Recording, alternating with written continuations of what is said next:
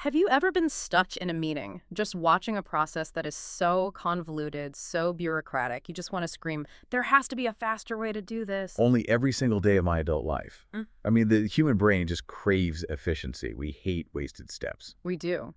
But here's the hook for today's deep dive. What if I told you that being lazy, or let's call it ruthlessly efficient, isn't just a personality trait? Uh-huh. What if it's actually the fundamental operating system of your brain, specifically the part of your brain that builds language? It's a fascinating concept. We usually think of language as this, messy creative explosion. But when you look under the hood at the actual machinery of grammar, it's incredibly stingy. It's deep. It counts cost. It wants to do the absolute minimum amount of work possible. So today, we are wading into some deep waters. We're looking at excerpts from Noam Chomsky regarding the economy of derivation and the least effort condition. Now, that title, it sounds like a financial regulation pamphlet. It does sound dry, doesn't it? But it's actually a revolutionary way of looking at syntax. So our mission today is to unpack this internal accounting system. We're going to look at how our brains decide which sentence is valid, not based on what sounds pretty, but based on cost. Exactly.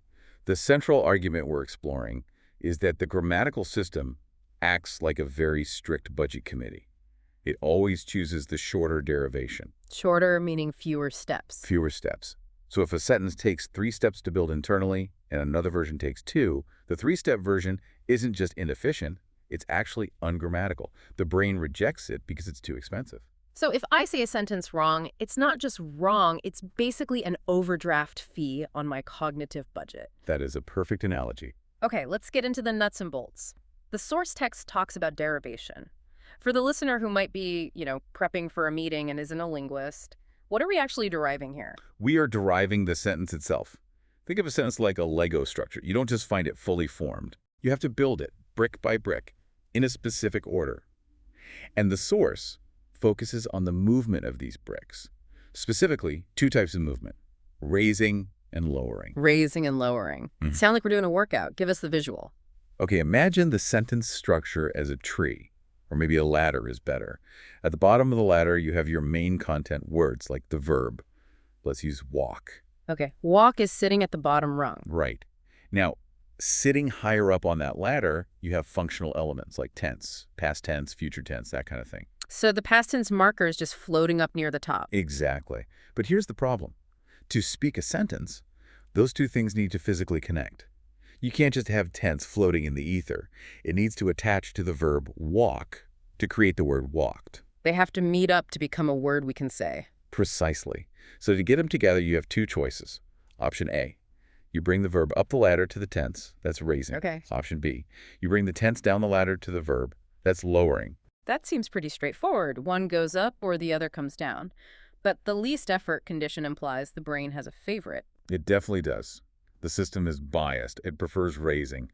Moving up is considered cheaper in the economy of derivation. Now hold on. That seems counterintuitive to me.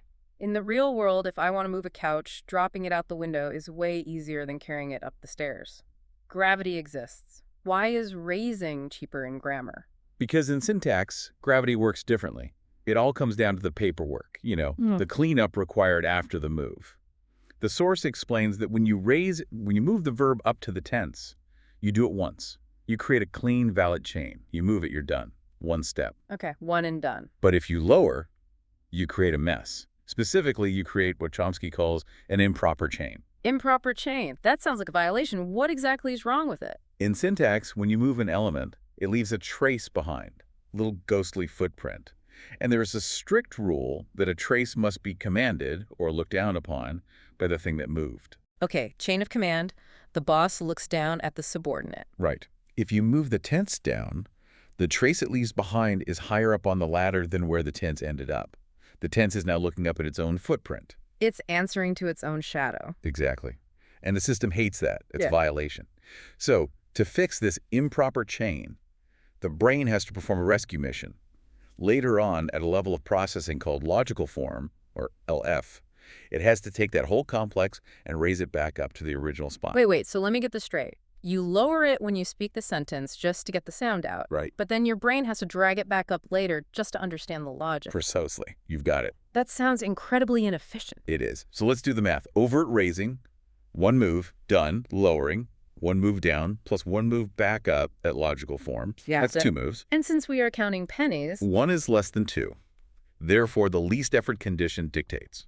If you can raise, you must raise. Raising is the wired-in default setting because it costs less. Okay, I'm with you on the efficiency. Shorter is better.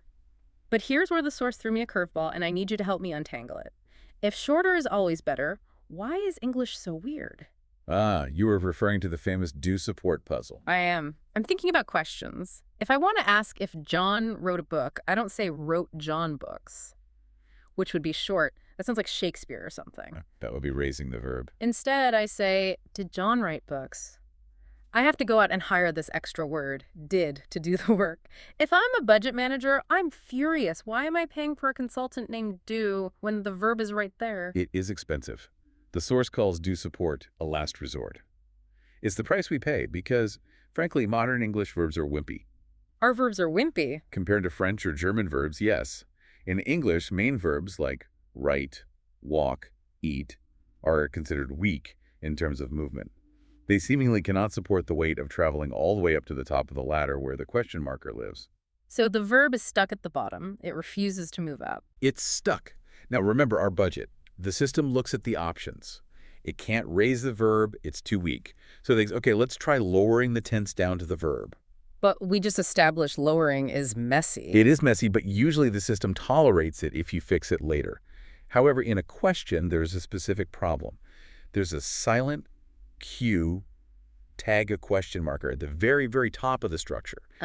If you lower the tense away from it, the Q is less stranded. It's just hanging there by itself with nothing attached to it. Right. And structurally, if you lower the tense, the sentence looks exactly like a statement. John wrote books. Yeah. The system looks at that and says, I can't tell if this is a question or a declaration. So the system is in a bind, the verb is too weak to go up, and if the tense comes down, we lose the fact that it's a question. Exactly. The derivation crashes. The computer says, error. So English pulls out the credit card. It says, fine, I will insert a dummy word. It inserts do into a middle position. Why do? Because do is lightweight. It has no real meaning of its own in this context. It's just a carrier. Do picks up the tense and hikes up to the Q marker. So we get, did John write? Yes, but notice the cost. John wrote books uses the wired-in mechanism of lowering. That's the standard rate. Did John write books uses an arbitrary language-specific rule. Insert do. And the source argues that language-specific rules are always more expensive than universal rules. That's the key insight. Universal grammar principles like raising are the factory settings. They're free or very cheap. Custom hacks like insert do are expensive surcharges. The least effort condition says, only use the expensive hack if the factory settings fail completely. That actually explains something that's always bugged me. We never say John did write books unless we're emphasizing it. We just say John wrote books. Right, because John did write books without emphasis would be using the expensive do insertion when it wasn't necessary. The cheap method lowering worked fine for a statement, so the system blocks the expensive version. You only see do when the cheap way is impossible. It's like a tiered pricing model for syntax. I love that. But just when I thought I had a handle on this cost idea, the text moves to something that feels even more complicated. Negation, the not problem. Ah, yes. The barrier of negation. This is one of the trickiest parts of the theory. Let's look at the sentence. John did not write books. Again, we are forced to use the expensive do support. Why? Why can't we just say John not wrote books? Well, think about the mechanics we just discussed. To get John not wrote books, the tense at the top has to lower down to the verb right at the bottom. But now you've placed a boulder in the middle of the ladder, the word not. Okay, so not is sitting between them on the ladder. Right. If we try the cheap method of lowering, the tense hops down over the not and attaches to the verb. So we get John not wrote. Which sounds like something a toddler might say, but we get the meaning. Why is it illegal? Remember the cleanup. Lowering creates that improper chain. To make the sentence valid, the brain must raise the verb complex back up to the tense position at logical form. Right, the boomerang effect. It has to go back home to be understood. But now, when it tries to go back up, it hits the boulder. The source introduces a concept called the head movement constraint, or HMC. HMC, break that down for us. It basically says you cannot move a word, a head, over another similar word, another head, without stopping. You can't skip rungs on the ladder. And not counts as a rung. Not. Or the neg element counts as a head in the structure. So when the verb tries to raise back up to fix the chain, neg blocks it. The movement is illegal, the derivation crashes. So the cheap lowering option is a trap. You can go down, but you can't get back up past the not to do your cleanup. Exactly. And since you can't get back up, the logic fails. So the system sighs, admits defeat, and pays for do support. John did not write. The do sits above the not, so it doesn't have to cross it. Okay, that logic holds up. But, and here's the big but that I was screaming at the text. What about French? Je n'aime pas. Exactly. Je n'aime pas. John likes not. Or even in English, if I use a helper verb, John is not eaten. In both those cases, the verb or the have jumps right over the not. It does. It raises overtly. So here's my question. Why is it a crime for a main verb to jump over not later in the brain at logical form, but it's totally fine for a French verb to jump over not right out in the open? Why does the head movement constraint only seem to apply to the invisible movement? This is where we get to the magic of deletion. Deletion, like Right. destroying evidence. In a way, the solution relies on a technical principle called the ECP, the empty category principle. But the concept is actually quite intuitive. Lay it on me. When a word moves, we said it leaves a trace, a footprint. Right. The ECP says that footprint must be properly governed. Basically, the connection between the mover and the footprint must be clear. Not breaks that connection. It blocks the view. So if not is in the way, the footprint is illegal. Yes, unless you can delete the footprint. You can just delete it. Is that allowed? The source argues that you can delete a trace if it plays no role in the meaning of the sentence. If it's just grammatical scaffolding like an agreement marker, it has no semantic value. It's trash. So the brain takes out the trash before it processes the meaning. Exactly. Now look at the French verb or the English have. They move in small steps. They hop from verb to agreement and then from agreement to tense.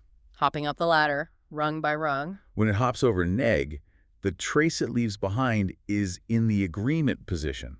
Does agreement have deep philosophical meaning at the logical level? I wouldn't think so. It's just grammar glue. Right. So the trace is deleted, poof, it's gone. Because the trace is gone, the fact that it jumped over not becomes irrelevant. There is no record of the violation. That is incredibly sneaky. So French verbs get away with it because they hide the body.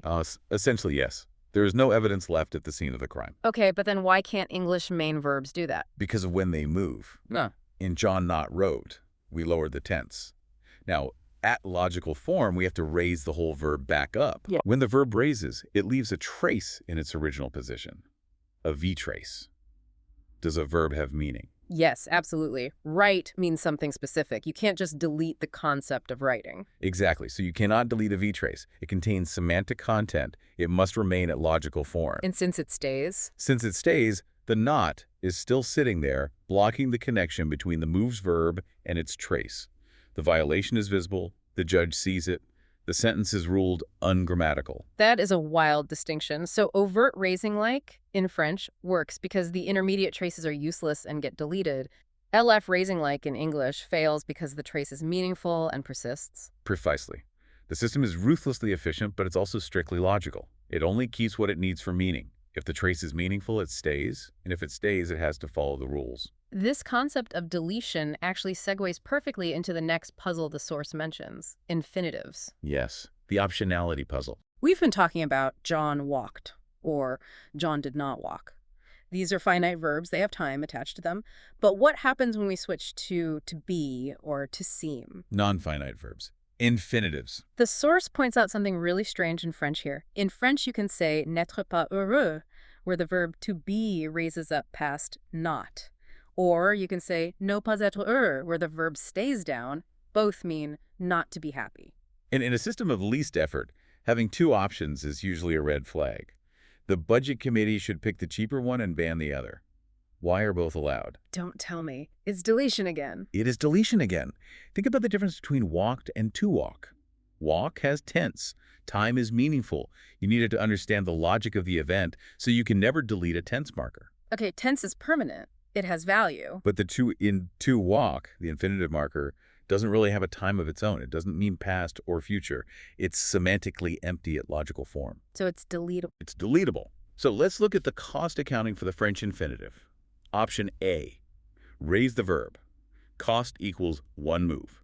Simple enough. Cost is 1. Option B, lower the infinitive marker down to the verb. Usually lowering is expensive because of the cleanup. Remember, you have to raise it back up. But since the infinitive marker is deletable, the trace vanishes. So you don't need to raise it back up? Or rather, the record of the movement is gone. The improper chain disappears because the links are deleted. So the cost is just the initial lowering. So raising costs 1, lowering costs 1. And since 1 equals 1. The budget committee throws up its hands and says, whatever, do what you want. Exactly. The rigidity of grammatical rules depends entirely on the cost. If the costs are different, the rules are strict. If the costs are equal, the rules relax. That's also applied to adverbs in the text, right? Souvent paraître versus paraître souvent. Often to seem versus seem often. Same mechanism. Because it involves an infinitive, the traces can be wiped clean. So the verb can move or the inflection can lower. Both are valid. This is creating a picture of the brain that is incredibly dynamic.